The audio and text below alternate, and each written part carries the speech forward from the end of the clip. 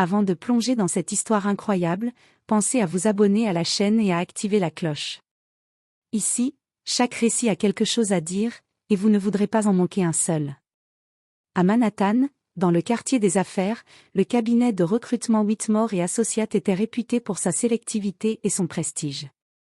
À sa tête, Margaret Whitmore, une femme élégante mais froide, dont la réputation allait bien au-delà de son bureau, exigeante, intransigeante, et, pour certains, tristement célèbre pour ses préjugés envers certains candidats. Ce matin-là, l'air était glacé dans le hall en marbre du cabinet. Les assistants s'agitaient, les téléphones sonnaient, et Margaret, derrière son immense bureau en bois foncé, feuilletait des dossiers avec un mépris visible. Un nouveau candidat venait d'arriver, Derek Johnson, un jeune homme noir dans la trentaine, habillé avec un costume parfaitement taillé, le regard sûr de lui et le CV impeccable en main. Dès qu'il entra, Margaret ne put s'empêcher de juger. « Oh, vous êtes là pour l'entretien, très bien. » Son ton était sec, presque condescendant. Elle n'avait même pas pris la peine de cacher son scepticisme. Derek sourit poliment et s'assit, conscient de l'atmosphère tendue, mais déterminé à ne pas se laisser intimider.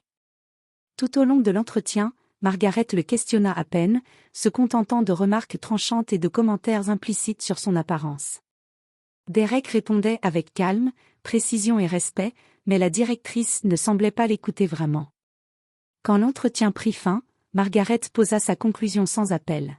« Merci, mais je ne pense pas que ce poste soit pour vous. » Derek resta silencieux quelques instants, puis, d'une voix mesurée mais ferme, déclara.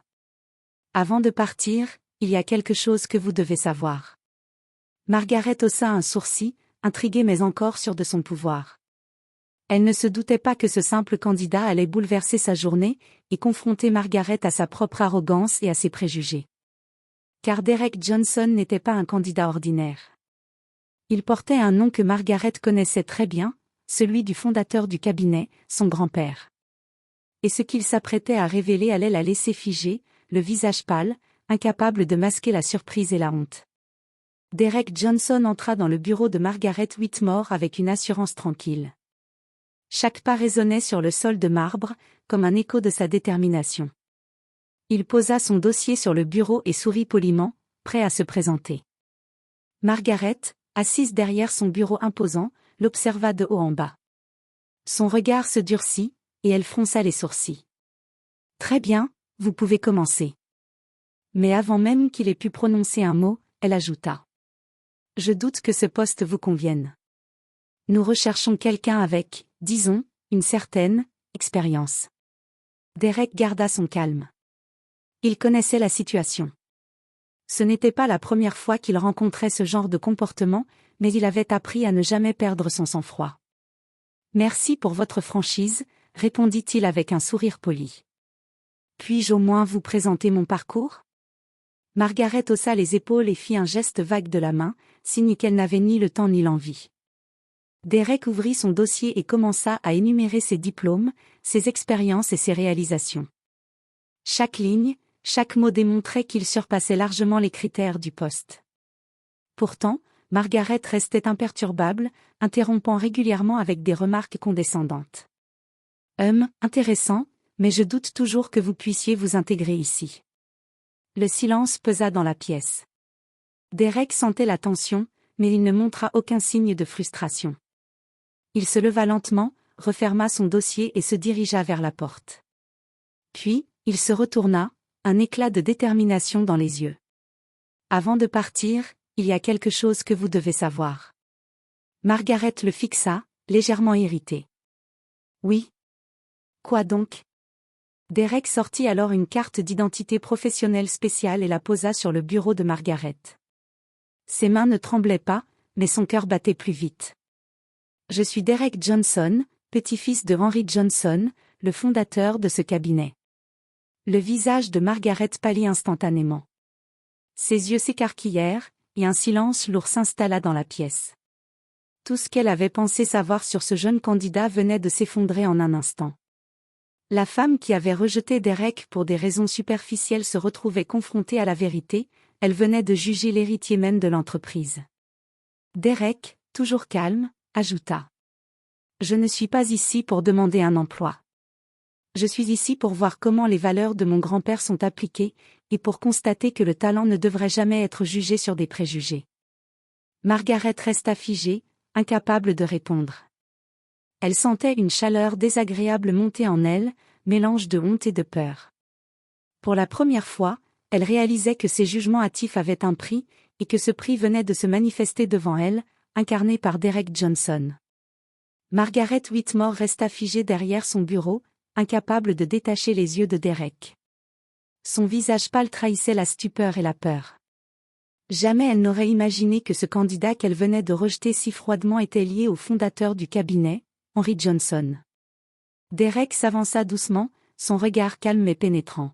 « Madame Whitmore ?» dit-il, sa voix posée mais ferme, « vous venez de juger quelqu'un sur la couleur de sa peau, et non sur ses compétences. » Margaret déglutit, incapable de trouver une réponse. Les souvenirs des dizaines de candidats qu'elle avait injustement rejetés lui traversaient l'esprit. La honte l'écrasait. Elle voulait parler, se justifier, mais aucun mot ne sortait. Derek posa sa main sur le dossier qu'il avait apporté et poursuivit. « Je ne suis pas ici pour vous humilier, mais pour vous montrer l'importance de respecter les valeurs de mon grand-père. Ce cabinet a été construit sur le mérite et le talent, pas sur les préjugés. » Il glissa lentement une seconde carte sur le bureau, cette fois-ci portant une photo et le sceau officiel du cabinet, c'était sa véritable identité professionnelle. « Je suis Derek Johnson, héritier légal et gestionnaire en devenir du cabinet Whitmore et Associates. Tout ce que vous avez dit à mon sujet, tout ce que vous avez pensé. » Il fit une pause, laissant le silence s'étirer, cela vient de s'effondrer. Margaret sentit son cœur battre à tout rompre. La peur et la honte se mélangeaient à un sentiment nouveau, la certitude qu'elle allait devoir répondre de ses actes. « Comment est-ce possible ?» balbutia-t-elle, sa voix tremblante. Derek s'assit enfin en face d'elle, gardant son calme. « Vous avez rejeté un candidat exceptionnel simplement à cause de son apparence. Imaginez si ce même talent avait été votre futur associé, votre futur directeur. » Il la fixa intensément. « Les préjugés coûtent cher, Madame Whitmore. Aujourd'hui, vous en faites l'expérience. » Margaret, pour la première fois depuis des années, ressentit le poids de sa propre arrogance. Elle savait que ses excuses ne suffiraient pas. Derek, quant à lui, ne cherchait pas la confrontation pour le plaisir. Il voulait un changement, une prise de conscience. « Il est temps que ce cabinet retrouve ses vraies valeurs », conclut Derek en se levant, son regard fixé sur Margaret. « Et je serai là pour m'assurer que chaque décision repose sur le mérite, et non sur des préjugés. » Margaret resta seule dans son bureau, le visage pâle et le cœur lourd, réalisant que sa réputation et son autorité venaient d'être ébranlées par la vérité qu'elle avait ignorée pendant tant d'années. Le silence pesant du bureau résonnait comme un jugement, pour une fois, elle devait se confronter à ses propres erreurs. Le lendemain matin, Derek Johnson revint au cabinet, mais cette fois, il n'était plus un simple candidat. Son nom et son statut de petit-fils du fondateur avaient été confirmés par la direction et les actionnaires. Une réunion spéciale avait été convoquée. Margaret Whitmore allait être confrontée officiellement à ses actes. Derek entra dans la salle de conférence, vêtu d'un costume sombre impeccable. Tous les cadres étaient présents, et Margaret se tint droite, le visage pâle et les mains légèrement tremblantes. Derek prit la parole d'une voix calme mais autoritaire. « Madame Whitmore, nous sommes ici pour discuter de vos décisions récentes concernant le recrutement et l'évaluation des candidats. » Margaret baissa les yeux, sentant le poids de la salle entière sur elle. « Je peux expliquer. » balbutia-t-elle, mais Derek la coupa. « Oui, vous pouvez, mais il est temps de voir vos actions pour ce qu'elles sont. Vous avez rejeté un candidat exceptionnel simplement en raison de sa couleur de peau. » Un silence lourd s'installa.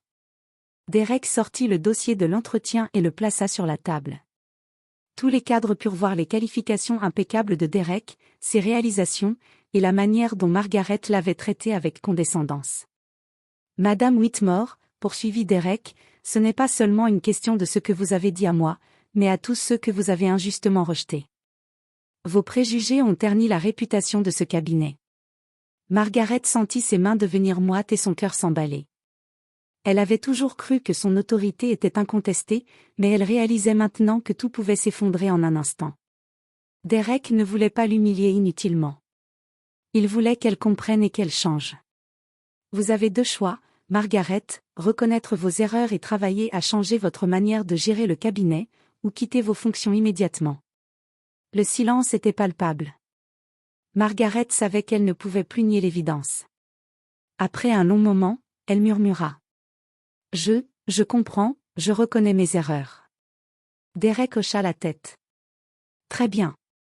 Je vous donnerai l'opportunité de montrer que vous pouvez évoluer. Mais sachez ceci, à partir d'aujourd'hui, chaque décision sera guidée par le mérite et non par les préjugés. Et je veillerai personnellement à ce que cela soit respecté. Margaret sentit un mélange de soulagement et d'humiliation. Pour la première fois, elle était confrontée à sa propre arrogance et devait apprendre à agir avec justice. Derek, quant à lui, avait non seulement révélé sa véritable identité, mais il avait aussi transformé le cabinet, posant les bases d'un avenir plus équitable. Ce jour-là, le prestige du cabinet ne se mesurait plus seulement à ses affaires réussies, mais aussi à sa capacité à reconnaître et corriger les erreurs du passé. Margaret Whitmore ne serait plus jamais la même, et Derek Johnson venait de marquer le début d'une nouvelle ère. Les semaines qui suivirent furent intenses au cabinet Whitmore et Associates. Margaret Whitmore, autrefois autoritaire et condescendante, devait maintenant apprendre à diriger avec humilité et justice. Derek Johnson, quant à lui, avait instauré de nouvelles règles pour le recrutement. Chaque candidat serait évalué uniquement sur ses compétences et son expérience, sans aucune discrimination. Margaret commença à travailler aux côtés de Derek. Les premiers jours furent difficiles. Elle se souvenait des moments où elle avait jugé des candidats de manière injuste, et la culpabilité la rongeait. Mais Derek ne la humiliait jamais, il lui donnait plutôt des conseils, l'encourageait à écouter, à comprendre et à corriger ses erreurs. Un matin, un candidat noir entra dans le bureau. Margaret, initialement nerveuse, le regarda avec un nouveau regard. Elle prit une grande inspiration et dit calmement. « Bienvenue. Pouvez-vous me parler de votre parcours ?» Le candidat, surpris mais reconnaissant, expliqua ses expériences et qualifications. Margaret l'écouta attentivement, prenant des notes sans aucun jugement. Lorsqu'il partit, elle réalisa à quel point elle avait changé. Elle avait enfin compris que le talent ne se mesurait pas à la couleur de la peau ou aux préjugés personnels. Derek observa la scène depuis le bureau voisin et sourit légèrement. Il savait que la transformation de Margaret était réelle. La femme qu'il avait autrefois rejetée par racisme commençait maintenant à devenir un exemple de rédemption et de leadership juste. Quelques mois plus tard, le cabinet annonça une campagne de recrutement ouverte et inclusive. Les résultats furent immédiats. Des talents exceptionnels, de tous horizons, rejoignirent l'équipe. Margaret, fière et humble, participa à chaque entretien, guidant désormais les recruteurs sur l'importance de l'équité et de la justice. Un soir, Derek et Margaret restèrent seuls dans le bureau. Elle le regarda avec gratitude et sincérité. « Derek, merci. Sans toi, je ne sais pas si j'aurais jamais compris. Tu m'as donné une seconde chance. » Derek hocha la tête, son regard empreint de calme et de bienveillance. Tout le monde mérite une seconde chance, Margaret. Mais il faut savoir l'accepter et changer réellement. À partir de ce jour, le cabinet Whitmore et Associates devint un symbole de mérite, de talent et d'inclusion. Derek avait non seulement révélé sa véritable identité, mais avait aussi ouvert la voie à une justice réelle dans un milieu autrefois empreint de préjugés. Margaret Whitmore, elle, avait trouvé sa rédemption et un nouveau départ, prouvant qu'il n'est jamais trop tard pour changer et se racheter. Le cabinet prospéra comme jamais auparavant, mais plus important encore, il avait retrouvé son âme. Et Derek Johnson, en révélant sa vérité, avait transformé non seulement l'entreprise, mais aussi les cœurs.